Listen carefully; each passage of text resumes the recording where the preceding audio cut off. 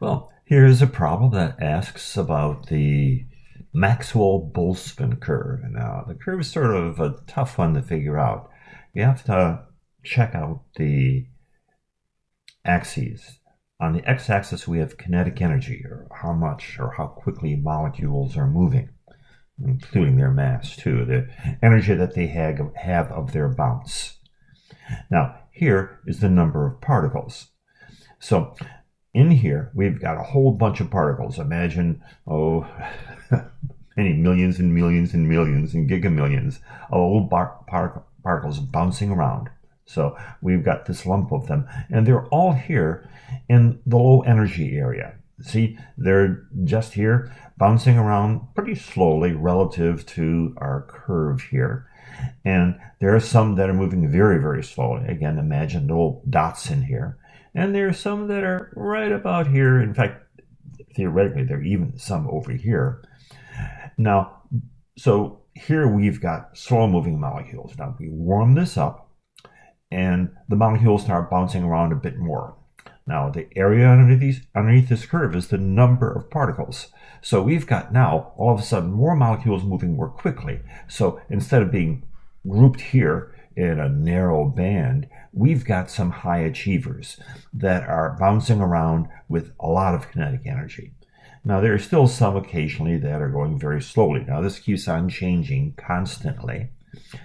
Some of the slow ones hit things just right and they bounce and they get a lot of energy. Now, we're warming it even more now. We've got a lot more high energy molecules. Notice this is tapering off here. There even are a few way out here. But there are now, in the same group, the same number of atoms, there are a bunch that are really getting a high score in terms of kinetic energy. And then over here, we've got tons of them. We've got this stretched out, and the entire set of molecules, still some slow occasionally, and here, a lot more that are moving more quickly.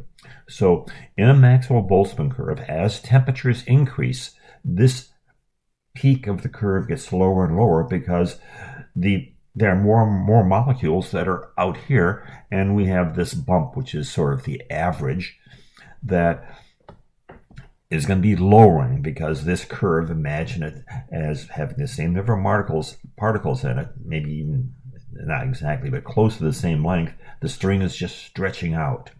Now, this EA is the activation energy they need to make their compound. In other words, if they're going to bounce together to make something new, our product, they have to have at least this amount of bounce, kinetic energy.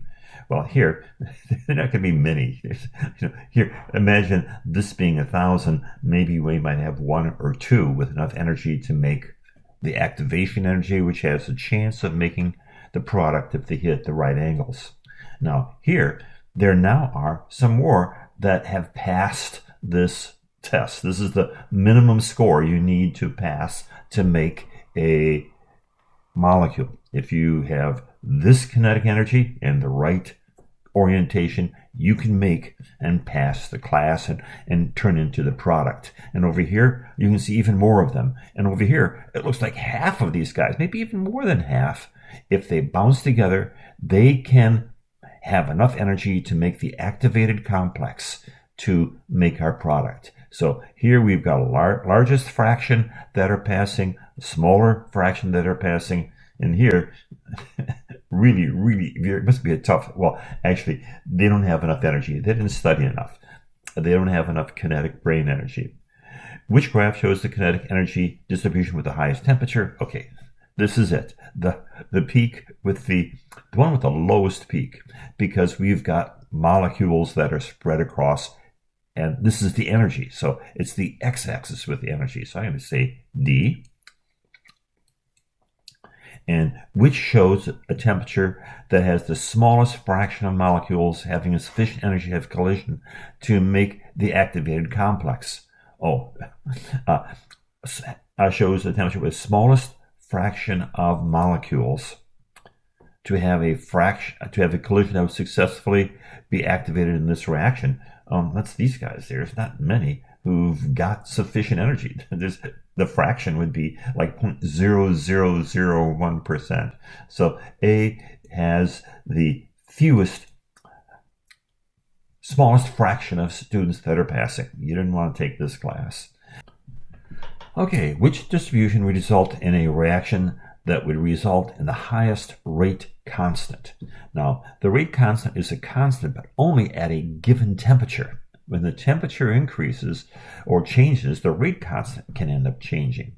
So here we have a bunch of different temperatures, each with a different rate constant. So we would want a rate constant that's very, very high to get a lot of activation energies. So we'll pick up the answer. In this case, we'll scroll a bit and see what possible choices we have. The rate constant isn't a constant. That's not true. And D will end up having a rate constant because it's a different temperature that has the greatest number of molecules that react per second. So D is going to be our choice.